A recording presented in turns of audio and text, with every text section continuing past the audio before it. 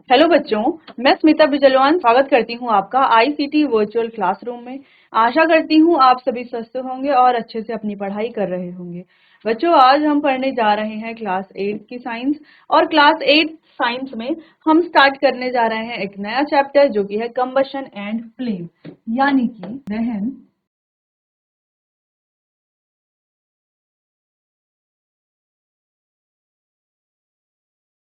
और ज्वाला। ठीक है, दहन और ज्वाला। तो ये चैप्टर हम आज स्टार्ट करेंगे। इससे पहले वाले चैप्टर में हमने कोल एंड पेट्रोलियम के बारे में बात की थी, है ना। कोल एंड पेट्रोलियम चैप्टर था, वो हमने कंप्लीट किया था। अच्छे से पूरा चैप्टर को बहुत डीपली डिस्कस किया था। ठीक है, तो वो हमें ध्यान में रखना है, क्योंकि कहीं पर जो है फ्यूल के बारे में कुछ ना कुछ यहाँ पर आएंगे पॉइंट्स, तो उनको भी साथ साथ हम डिस्कस करते रहेंगे। तो चलिए बच्चों, चैप्टर को स्टार्ट करते हैं। चलिए, तो सबसे पहले इंट्रोडक्शन देखते हैं कि दहन होता क्या है। तो दहन का मतलब क्या, अगर आपसे पूछा जाए कि कंबशन का मतलब क्या है, तो आप कहेंगे कोई चीज जब जल रही होती है, इसका मतलब क्या है कि वो वहां पर क्या हो रहा है, कंबशन हो रहा है, यानी कि दहन हो रहा है। जैसे कि एग्जाम्पल के लिए देखते हैं, जैसे कि आप यहाँ पर इस इमेज को देख पा रहे हो, यहाँ पर कोई चीज क्या हो रही है, इसका कंबशन हो रहा है, ये जल रही है। मान लो यहाँ पर कुछ लकड़ियां हैं आपके पास,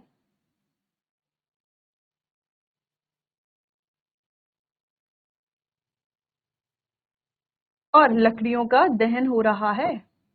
तो दहन हो करके आपको कई सारी चीजें यहाँ पर देखने को मिलती है। ठीक है, तो जब दहन हो रहा है तो क्या क्या चीजें यहाँ पर हैं, तो देखो, सबसे पहले ये ईंधन है, क्योंकि दहन ईंधन का ही होगा, है ना। बिना ईंधन के क्या कोई चीज जल सकती है? नहीं जल सकती। अगर वो ईंधन ही नहीं है तो दहन करेंगे किसके, किसका करेंगे दहन। ठीक है, तो सबसे पहले हमें यहाँ पर देखने को मिल रहा है, ये क्या है, ईंधन, यानी कि फ्यूल। इस ईंधन को जलाया जा रहा है। अब जलाया तो जा रहा है, कैसे जलाया जा रहा है, किसी एक्सटर्नल हीट की मदद, यानी कि बाहरी ऊष्मा यहाँ पर दी जा रही है, जिससे कि ये दहन करेगा। ठीक है, लेकिन उसके अलावा इंपॉर्टेंट क्या है, उसके अलावा यहाँ पर चाहिए होती है बच्चों ऑक्सीजन। ठीक है, O2 हम शॉर्ट में लिख रहे हैं यहाँ पर। क्या चाहिए, ऑक्सीजन। तो ऑक्सीजन की प्रेजेंस में ही कोई भी दहनशील पदार्थ या ईंधन दहन करता है। ठीक है, अब दहन करने पर ये क्या करता है, इस तरीके से फ्लेम प्रोड्यूस करता है, या जो हम कहते हैं ज्वाला बनाता है। अच्छा, सभी दहनशील पदार्थ ज्वाला बनाते हैं क्या? ऐसा नहीं है, सभी दहनशील पदार्थ ज्वाला नहीं बनाते। कुछ ज्वाला बनाते हैं, कुछ नहीं बनाते हैं। ठीक है, वैसे हम आगे पढ़ने वाले हैं कि कौन ज्वाला बनाते हैं और क्यों बनाते हैं, कौन ज्वाला नहीं बनाते तो क्यों नहीं बनाते। ठीक है, चलिए, तो यहाँ पर इतना समझ में आ गया कि ईंधन में ईंधन का ही दहन होगा, किसी भी ईंधन का। अब कोई भी ईंधन हो सकते हैं। अब हमारे जो अधिकांश ईंधन होते हैं, जिनका हम अधिकांश उपयोग करते हैं, वो सारे ही हाइड्रोकार्बन होते हैं। अब हाइड्रोकार्बन क्या होते हैं, जो हाइड्रोजन और कार्बन के यौगिक होते हैं, जैसे कि मीथेन है, प्रोपेन है। तो हाइड्रोजन कार्बन के क्या है, ये हाइड्रोजन और कार्बन के यौगिक है, यानी कि कंपाउंड है। तो इन्हीं यही ईंधन हम ज्यादातर उपयोग करते हैं, यानी कि ज्यादातर हाइड्रोकार्बन ही होते हैं, लेकिन इनके अलावा और भी ईंधन होते हैं। तो उनका दहन के लिए क्या चाहिए होता है, ऑक्सीजन, सारे ही ईंधनों के लिए। ठीक है, ऑक्सीजन की पर्याप्त मात्रा चाहिए, जिससे क्या बनेगी, फ्लेम बनेगी, ज्वाला बनेगी। कहीं पर बनेगी, कहीं पर नहीं बनेगी। इसके साथ साथ यहाँ से हीट भी क्या होगी, प्रोड्यूस होगी, हीट एनर्जी प्रोड्यूस होगी। ठीक है, इसके साथ साथ यहाँ पर लाइट प्रोड्यूस होगी, हीट लाइट प्रोड्यूस होगी, और फ्लेम भी प्रोड्यूस होगी। फ्लेम यानी कि ज्वाला। ठीक है, ज्वाला भी बनेगी। किसी पदार्थ की ज्वाला बनती है, किसी की ज्वाला नहीं बनती है। ठीक है, उसको हम बाद में डिस्कस करेंगे। फिलहाल के लिए हमने यहाँ पर देख लिया है इतना। चलिए, तो दहन के बारे में थोड़ा थोड़ा तो हम समझ गए हैं। ठीक है, चलिए, तो इसको डिस्कस करते हैं। वह रासायनिक प्रक्रिया, यानी कि ये एक कैसी प्रोसेस है, एक केमिकल प्रोसेस है।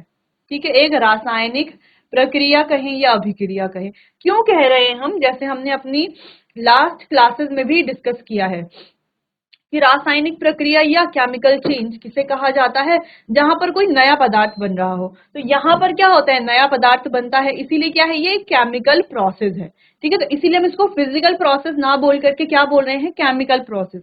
क्योंकि फिजिकल प्रोसेस में क्या होता है, जैसे मान लो ये मार्कर है, ठीक है, इसको हम बीच से तोड़ देते हैं, दो टुकड़ों में ये अलग हो जाएगा, लेकिन क्या कोई नया पदार्थ बन रहा है, नहीं, यही तो टूट रहा है दो अलग अलग हिस्सों में। ठीक है, तो अभी जो इसमें चीजें हैं वो तभी भी सेम रहेंगी टूटने के बाद भी, बस ये दो टुकड़ों में आ, हो जाएगा, कट जाएगा, दो टुकड़ों में बट जाएगा। ठीक है, तो इस तरह का जो चेंज होगा उसे क्या कहा जाता है, फिजिकल चेंज। वहीं अगर हम इसे जला दें तो ये जलने लगेगा, गलने लगेगा। ठीक है, ये क्योंकि ये बना हुआ है प्लास्टिक से, तो ये जलने लगेगा। तो जल करके कोई नया पदार्थ बना रहा है, हाँ बिल्कुल बना रहा है। गैस प्रोड्यूस कर रहा है, हाँ कर रहा है। हीट प्रोड्यूस कर रहा है, हाँ कर रहा है। फ्लेम प्रोड्यूस कर रहा है, हाँ थोड़ा बहुत कर रहा है। यानी कि क्या हो रहा है, यहाँ पर केमिकल चेंज हो रहा है, कोई केमिकल प्रोसेस हो रही है। ठीक है, तो जैसे हम यहाँ पर भी देखें तो केमिकल प्रोसेस ही हो रही है। तो वैसे ही इसीलिए हमने कहा कि दहन क्या है, एक रासायनिक प्रक्रिया है जिसमें कोई पदार्थ किसके साथ अभिक्रिया करता है या किसके साथ प्रतिक्रिया करता है, ऑक्सीजन के साथ। सबसे इंपॉर्टेंट क्या है यहाँ पर, ऑक्सीजन। ऑक्सीजन के साथ प्रतिक्रिया करके क्या बनाता है, ऊष्मा और प्रकाश उत्सर्जित करता है, दहन कहलाती है। तो वह रासायनिक प्रक्रिया जिसमें कोई पदार्थ ऑक्सीजन के साथ प्रतिक्रिया करके ऊष्मा और प्रकाश उत्सर्जित करते हैं, उसे दहन कहते हैं, या वह प्रक्रिया दहन कहलाई जाती है। ठीक है, चलिए उदाहरण की बात करें तो जैसे हमें दिख ही रहा है कि एक फ्यूल है, ऑक्सीजन के साथ जल रहा है, हीट लाइट ये प्रोड्यूस कर रहा है। क्लियर है। चलिए, तो ये हो गई है डेफिनेशन। यहाँ पर हमने एक रफ फिगर में इसको डिस्कस भी कर लिया है कि ये प्रोसेस होती क्या है। ठीक है, चलिए तो इसे आप एक बार देख करके नोट कर लीजिए।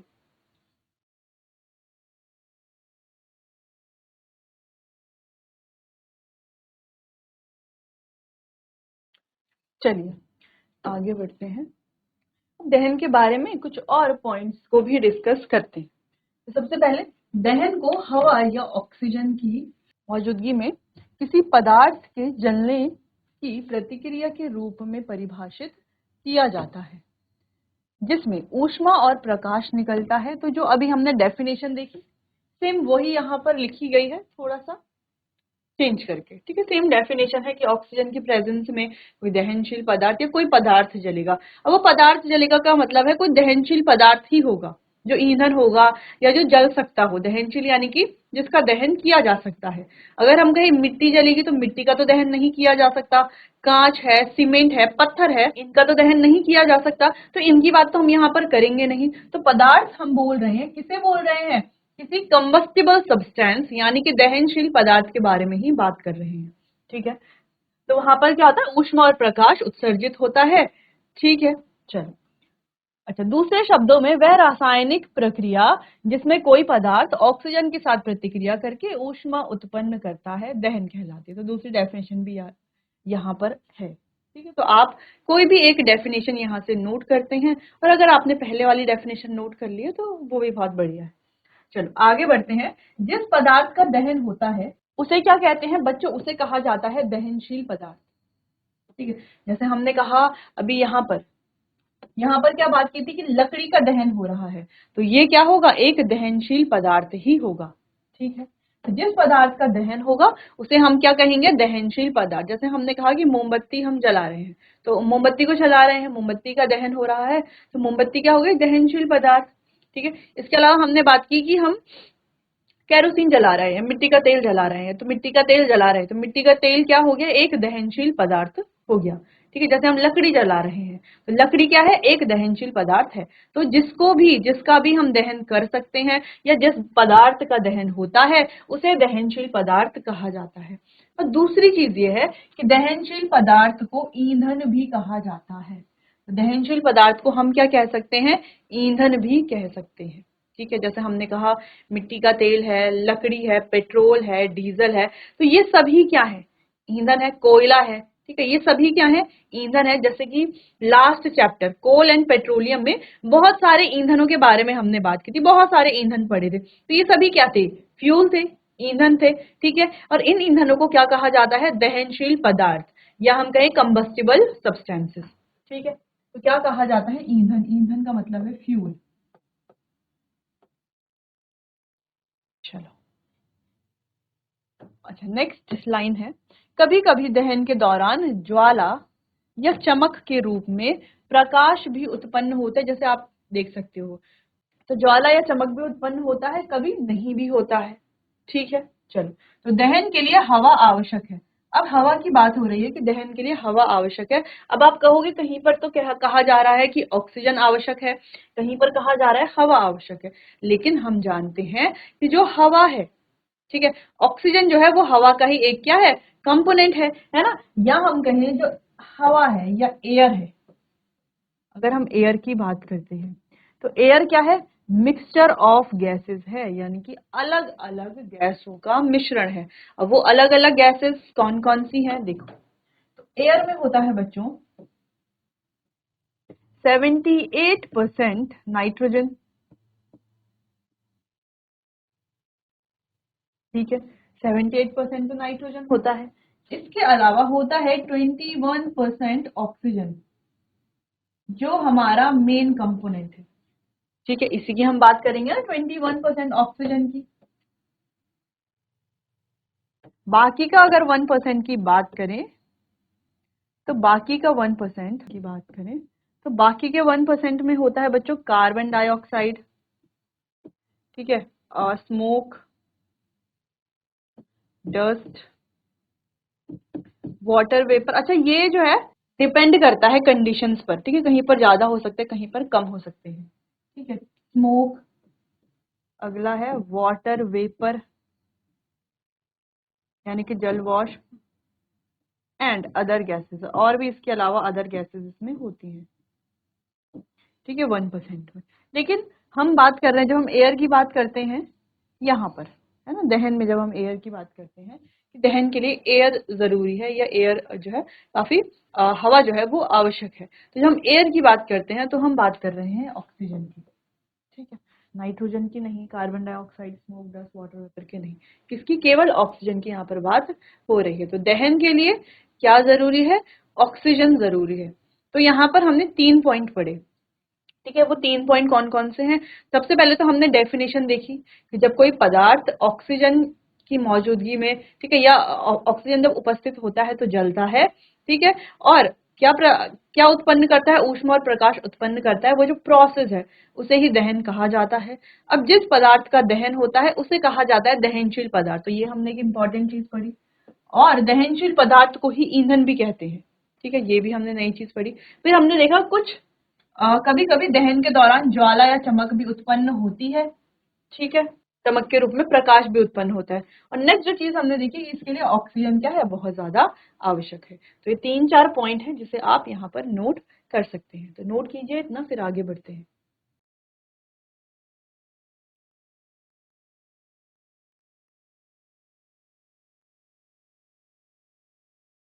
चलिए आगे बढ़ते हैं। अगला है, दहन के लिए वायु यानी कि ऑक्सीजन की आवश्यकता होती है।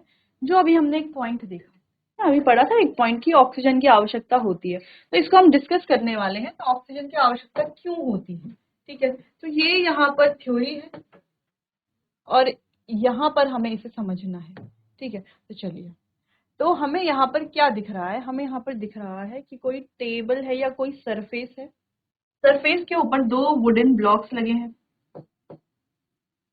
इन वुडन ब्लॉक्स के ऊपर जो है एक चिमनी है, वुडन ब्लॉक्स के ऊपर चिमनी है, और क्या है, यहाँ पर जो कैंडल है वो जल रही है, ठीक है। अब ये कैंडल जल रही है, कंटिन्यू बर्न हो रही है, यानी कि लगातार जल रही है। तो क्यों लगातार जल रही है, क्योंकि यहाँ पर जो ये लकड़ी के जो वुडन ब्लॉक्स हैं, इनके ऊपर जब ये चिमनी है तो यहाँ पर क्या है, इसके नीचे से इनफ स्पेस है कि ऑक्सीजन यहाँ से अंदर जा सके, ठीक है। तो यहाँ पर आप देख सकते हो जगह काफी है। तो यहाँ से कौन अंदर जाएगा, ऑक्सीजन। तो आप ऑक्सीजन इस तरीके से पूरा लिख लो, ठीक है, या तो आप ऐसे शॉर्ट में लिख सकते हो ऑक्सीजन के लिए O, और यहाँ पर आपको सबस्क्रिप्ट में लिखना होता है 2, ठीक है, तो O2, ठीक है। तो ऑक्सीजन जो है यहाँ पर अंदर आसानी से जा सकती है। तो जब ऑक्सीजन इसे पर्याप्त मात्रा में मिल रही है, बिल्कुल मिल रही है, तो ये क्या हो रहा है, निरंतर जग रहा है या कंटिन्यू बर्न कर रहा है, लगातार जल रहा है।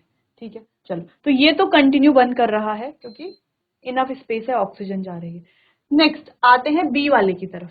अब यहाँ पर क्या दिख रहा है कि ये जो है धीरे धीरे बुझ गई है, ये कैंडल की फ्लेम। तो ये बुझी क्यों है? अब यहाँ पर आपको ये वुडन ब्लॉक्स दिखाई दे रहे हैं क्या? नहीं दिखाई दे रहा है, यानी कि ये वुडन ब्लॉक्स जब हम यहाँ से हटाएंगे, चिमनी को डायरेक्टली जो सरफेस है जिस पर हमने कैंडल रखी है, उसी सरफेस पर हम चिमनी भी रख देंगे। ठीक है, उसी सरफेस पर रख दी हमने चिमनी। अब यहाँ पर अगर आप ध्यान से देखो, ऑक्सीजन जाने के लिए कोई पाथ नहीं है, कोई भी रास्ता ऑक्सीजन को अंदर जाने के लिए नहीं मिल रहा। ऑक्सीजन अंदर नहीं जा पाएगी, जिससे क्या होगा कि ऑक्सीजन की तो जो पूर्ति है वो यहाँ पर नहीं हो पाएगी, यानी कि ऑक्सीजन पर्याप्त मात्रा में इसे नहीं मिल पा रहा, जिससे क्या होगा, ऑक्सीजन की कमी होने के कारण धीरे धीरे ये क्या करने लगेगी, वाइब्रेट करने लगेगी, यानी कि एक कंपन करने लगेगी, कंपन करने लगेगी। कंपन करके क्या होगा, जब ये कंपन करने लगेगी, ऑक्सीजन नहीं है, तो धीरे धीरे ये बुझना शुरू करेगी। ठीक है, फिर हम आते हैं यहाँ पर सी वाले में।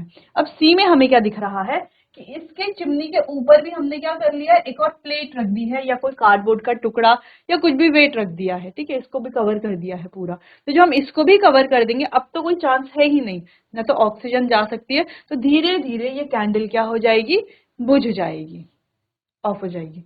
ठीक है, क्लियर, इतना समझ में आ गया। तो इस एक्सपेरिमेंट से हमने क्या समझा कि जब तक ऑक्सीजन मिल रही थी कैंडल को, या कैंडल की जगह किसी भी दहनशील पदार्थ को ले लो, तो जब तक ऑक्सीजन मिल रही थी इस पदार्थ को, तब तक ये क्या कर रहा था, निरंतर जग रहा था। लेकिन जैसे ही ऑक्सीजन मिलना बंद हुआ, धीरे धीरे ये क्या करने लग गया, वाइब्रेट करने लगा। ठीक है, धीरे धीरे ये वाइब्रेट करने लगा, और वाइब्रेट करके धीरे धीरे ये बुझ जाता है क्योंकि ऑक्सीजन नहीं मिल पाती। तो यहां से हमें ये समझ में आता है कि ऑक्सीजन बहुत ज्यादा इंपॉर्टेंट है दहन की किसी भी प्रक्रिया के लिए। ठीक है, एक्सपेरिमेंट समझ में आ गया, क्लियर है। अब इस एक्सपेरिमेंट की जो थ्योरी है उसको हम रीड करेंगे। ठीक है, क्योंकि हमने डिटेल में तो एक्सपेरिमेंट को डिस्कस कर ही लिया है, थ्योरी को रीड कर लेते हैं। अच्छा, इंपॉर्टेंट पॉइंट्स को ही केवल हाईलाइट हम करेंगे। तो सबसे पहले एक मोमबत्ती को जलाकर मेज पर रखना है। मोमबत्ती के दो तरफ लकड़ी के दो गुटके कुछ इस प्रकार से रख देने हैं। ठीक है, उन गुटकों पर कांच की एक चिमनी रखो, कुछ इस तरीके से जैसे यहाँ पर आपको दिख रही है। हम देखते हैं कि ज्वाला जलती रहती है। क्या दिखता है यहाँ पर, इंपॉर्टेंट पॉइंट ये है कि यहाँ पर ये दिखता है कि ज्वाला जल रही है। क्यों जल रही है, ये आपसे पूछा जा सकता है कि ज्वाला यहाँ पर क्यों जल रही है। क्योंकि ऑक्सीजन पर्याप्त मात्रा में मिल रहा है, ऑक्सीजन अंदर जा पा रहा है, जिससे कि ये प्रोसेस हो रही है। ठीक है, ऑक्सीजन दहनशील पदार्थ के साथ प्रतिक्रिया कर रहा है, प्रक्रिया कर रहा है। ठीक है, क्योंकि गुटकों के कारण चिमनी में ऑक्सीजन युक्त वायु प्रवेश करती रहती है। अब गुटकों को हटा दो। अब हमें क्या करना है, जैसे इमेज बी में है, ये जो लकड़ी के गुटके रखे हुए थे, इन्हें हमें क्या कर लेना है, हटा लेना है, रिमूव कर लेना है, और चिमनी को मेज पर टिका देना है, यानी कि जो सरफेस है, जो टेबल है, उस पर ही हम क्या कर लेंगे, चिमनी को डायरेक्टली रख लेंगे। तो ज्वाला का अवलोकन करो। अब हमें ऑब्जर्व करना है, अवलोकन करना है, ऑब्जर्व करना है कि क्या यहाँ पर प्रोसेस अब हो रही है। ज्वाला कंपन करती हुई दिखाई देती है। सेकंड में हमें क्या दिखेगा, ज्वाला कंपन करती हुई दिखाई देती है, जबकि फर्स्ट में क्या दिखाई दे रहा था कि जो ज्वाला जो है वो लगातार जल रही थी। क्यों, ऑक्सीजन मिल रही थी। लेकिन यहाँ पर ऑक्सीजन नहीं मिल रही, इसीलिए हमें ज्वाला कैसी दिखाई देती है, कंपन करती हुई दिखाई देती है। क्योंकि चिमनी में नीचे से वायु प्रवेश नहीं कर पाती और धुआं होता है। तो वायु प्रवेश नहीं कर पाती, धुआं होता है, जिस वजह से वो कंपन करती हुई दिखाई देती है। तो इसका रीजन भी हमें देख लेना है। चिमनी में नीचे से वायु प्रवेश नहीं कर पाती और धुआं होता है। क्लियर है, आगे बढ़ते हैं। अब चिमनी पर कांच की प्लेट रख दो। अब क्या करना है, चिमनी के ऊपर भी हमें कोई कांच की प्लेट रख देनी है। ठीक है, ज्वाला बुझ जाती है तो हमें क्या दिखेगा, क्या ऑब्जर्व करेंगे हम कि ज्वाला जो है वो बुझ जाती है, क्योंकि अब ज्वाला को वायु नहीं मिल रही। क्योंकि अब जो है ज्वाला को वायु बिल्कुल नहीं मिल रही। इस क्रियाकलाप से सिद्ध होता है कि दहन के लिए ऑक्सीजन यानी कि वायु की आवश्यकता होती है। क्लियर हो गया? इतना इतना समझ में आया? चलिए, तो आपको क्या करना है, ये नोट कर लेना है, और तीनों जो स्ट्रक्चर, ये जो हमने डायग्राम बनाया हुआ था ये वाला, ये डायग्राम भी आपको नोट कर लेना है। क्लियर है इतना? चलिए, तो इसे आप एक बार देख लीजिए, फिर आगे कंटिन्यू करते हैं।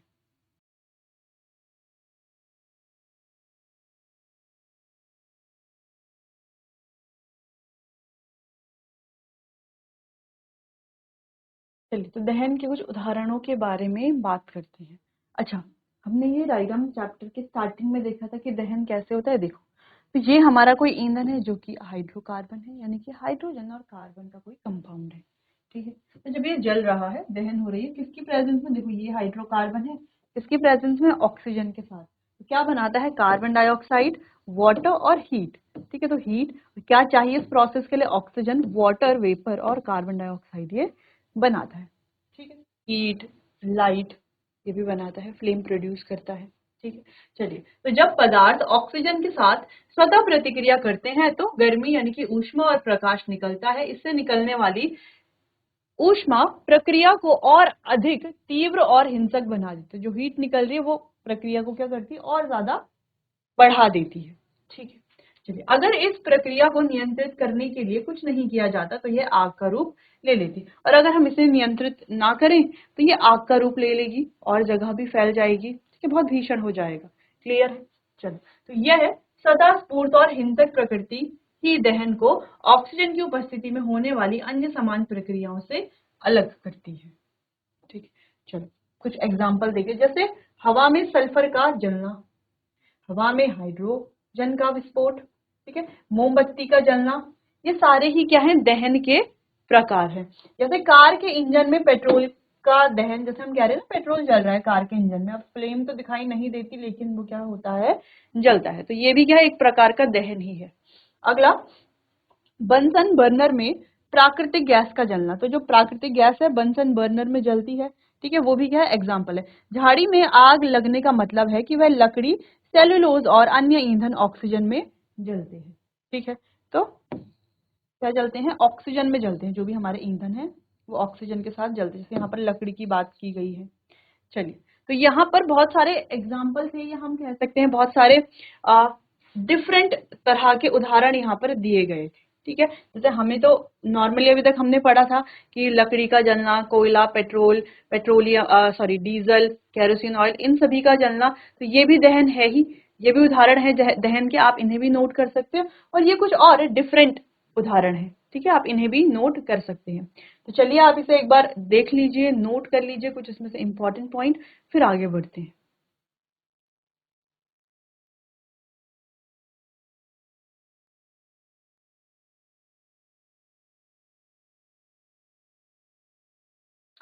चलिए बच्चों, आगे बढ़ते हैं, बात करते हैं दहनशील और गैर दहनशील पदार्थों के बारे में। तो जो हमने चैप्टर डिस्कस किया था, तो हमने बात की थी कि दहन की जो प्रक्रिया है, ठीक है, वो होगी कैसे? कि जब कोई पदार्थ जलेगा ऑक्सीजन के साथ, तो पदार्थ की बात क्या हो रही थी? कौन सा पदार्थ? हमने कहा था वहां पर दहनशील पदार्थ। तो दहनशील पदार्थ के बारे में ही बात, क्योंकि हमने गैर दहनशील पदार्थ के बारे में क्यों नहीं? क्योंकि दहनशील पदार्थ का ही दहन होता है, गैर दहनशील पदार्थ का दहन नहीं होता। तो अगर हम दहनशील और गैर दहनशील पदार्थ में डिफरेंस की बात करें कि दोनों में अंतर क्या है, तो दहनशील पदार्थ जिनका दहन हो सकता है, होता है, और गैर दहनशील पदार्थ जिनका दहन नहीं होता। तो दहनशील पदार्थ का अगर हम एग्जाम्पल की बात करें तो जैसे कागज है, कपड़ा है, लकड़ी है, ये जो भी हमारे ईंधन है वो सभी क्या है? दहनशील पदार्थ है। वहीं गैर दहनशील पदार्थ की बात करें तो जैसे कोई, जैसे हम कहें कि लोहा है, या हम कहें कि कांच है, सीमेंट है, या पत्थर है। ठीक है, तो पत्थर है वो क्या है? गैर दहनशील, यानी कि नॉन कंबस्टिबल। तो चलिए यहाँ पर देख लेते हैं, वे पदार्थ जो हवा या ऑक्सीजन में जलते हैं और जलकर ऊष्मा और प्रकाश उत्पन्न करते हैं, दहनशील पदार्थ कहलाए जाते हैं। एग्जाम्पल की बात करें तो एलपीजी, केरोसिन, कागज, कपड़ा, लकड़ी आदि को जलाया जा सकता है। हाइड्रोजन भी एक क्या है? दहनशील गैस है, जो बर्न होती है कैसे? पॉप साउंड से। अब हायर क्लासेस में पढ़ेंगे इसे। गैर दहनशील पदार्थ के बारे में बात करते हैं, जो हवा या ऑक्सीजन में नहीं जलते, गैर दहनशील पदार्थ कहलाते हैं।